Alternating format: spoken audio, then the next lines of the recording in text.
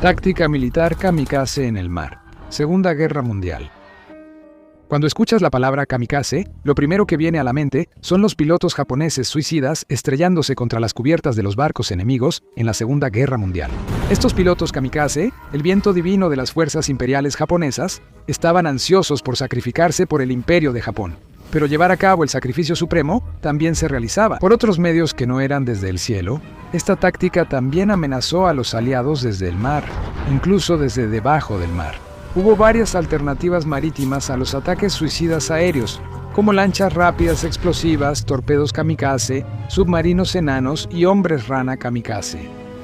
Los comandantes japoneses vieron las lanchas explosivas como la mejor alternativa a los ataques kamikaze aéreos. La Armada y el Ejército Imperial japonés tenían proyectos propios. La versión naval se llamó Shinjo, que significa terremoto marino. El proyecto, iniciado en primavera de 1944, buscaba crear una lancha ligera y rápida con explosivos para dañar grandes barcos enemigos. Después de una serie de prototipos, el proyecto resultó en el Shinjo Tipo 1 Mod 1. El Mod 1 era básicamente una lancha torpedera más pequeña, con el mismo motor Toyota KC6 de 67 caballos conectado al eje de la hélice. Con una longitud de 16 pies 9 pulgadas o 5.1 metros y un casco hecho de madera, el Mod 1 podía alcanzar una velocidad de 23 nudos. Su arma principal era una carga explosiva de 595 libras en la proa. La carga estaba diseñada para detonar al impactar, pero también mediante un interruptor manual. Las versiones posteriores del Mod 1 tenían uno o dos lanzacohetes antibuque en la popa. Las embarcaciones también tenían cortacables incorporados en la proa y delante de la cabina para poder atravesar las barreras de protección. El diseño general del Shinjo era tan simple que la producción se estableció tanto en grandes como en pequeños astilleros e incluso en fábricas de automóviles. El plan era construir alrededor de 7.000 embarcaciones para el final de la guerra. La producción se detuvo en 6.200. El Shinjo Tipo 5, el modelo más avanzado, tenía dos lanzacohetes y una ametralladora pesada de 13 milímetros. El Tipo 5 se creó como lancha líder de destacamento para cubrir a los Mod 1. El ejército imperial japonés lo desarrolló bajo el nombre clave Maruri. El ejército desarrolló dos tipos de embarcaciones, una para entrenamiento y otra que se utilizaba en combate. Esta última era conocida como el modelo Heihon. Los Heihon se construían con chapas de madera contrachapada y también utilizaban motores de automóvil que les permitían alcanzar velocidades de hasta 23 nudos. La gran diferencia con las lanchas kamikaze de la Marina era que el Heihon no tenía carga explosiva.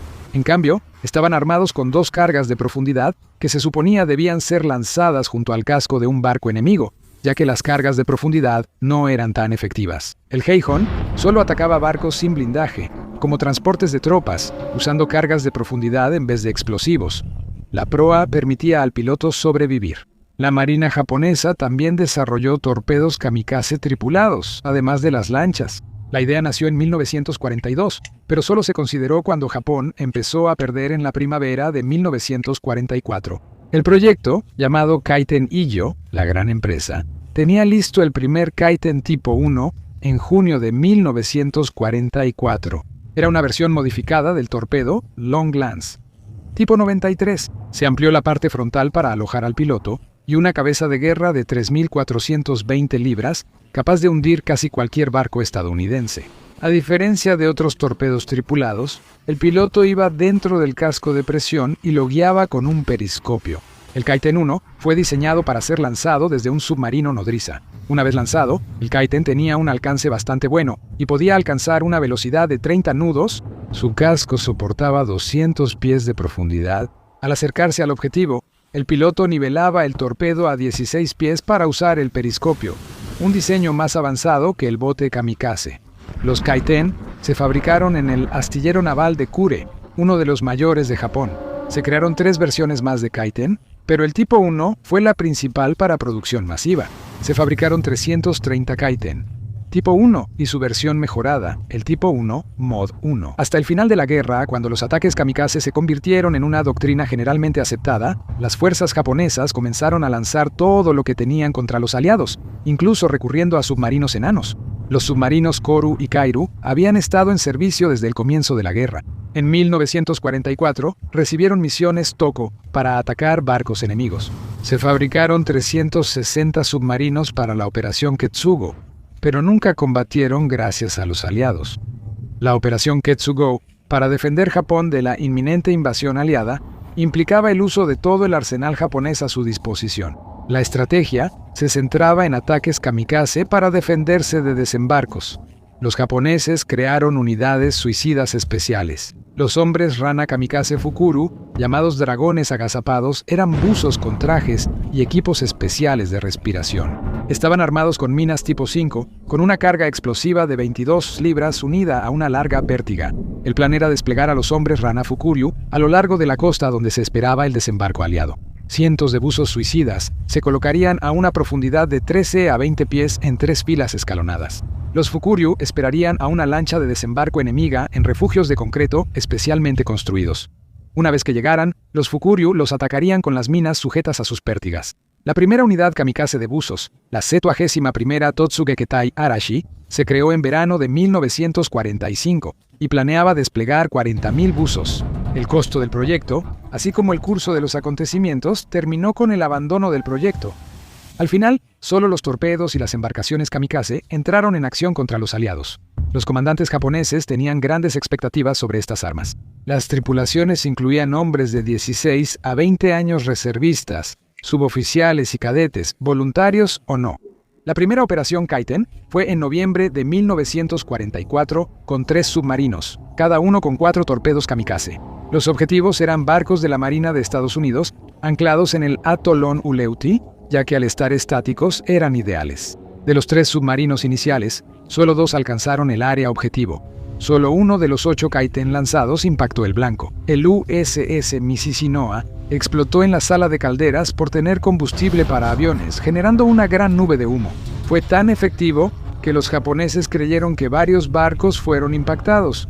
La operación en Ulotai hizo que pensaran que los ataques Kaiten valían la pena. Sin embargo, esto fue una falsa esperanza. Debido a las operaciones antisubmarinas altamente efectivas de la Marina de los Estados Unidos, el número de submarinos japoneses perdidos en acción aumentó, y al mismo tiempo, el número de Kaiten que lograban impactar exitosamente sus objetivos disminuyó.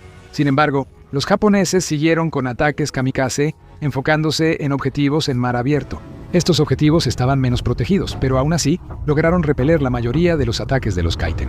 El último buque de Estados Unidos hundido por un Kaiten fue el USS Underhill, un destructor de escolta, en julio de 1945. A diferencia de los Kaiten, las lanchas kamikaze Shinju y Heihon estaban destinadas a operaciones defensivas contra desembarcos aliados. Su tasa de éxito fue ligeramente mayor que la de los Kaiten, pero aún así estuvo lejos de tener un impacto significativo. Un gran número de lanchas kamikaze fueron destruidas mientras eran trasladadas. Las lanchas que alcanzaron sus bases tuvieron cierto éxito a inicios de 1945, pero pronto fueron detenidas por la agresiva campaña estadounidense anti-kamikaze. Las embarcaciones kamikaze fueron perseguidas por lanchas torpederas de patrulla de la Marina de Estados Unidos, y también fueron destruidas, mientras aún estaban en sus bases, por ataques aéreos y fuego de artillería naval. En Iwo Jima y Okinawa, las embarcaciones kamikaze no representaron absolutamente ninguna amenaza para las lanchas de desembarco estadounidenses. Para el verano de 1945, los ataques kamikaze marítimos habían demostrado ser un fracaso total.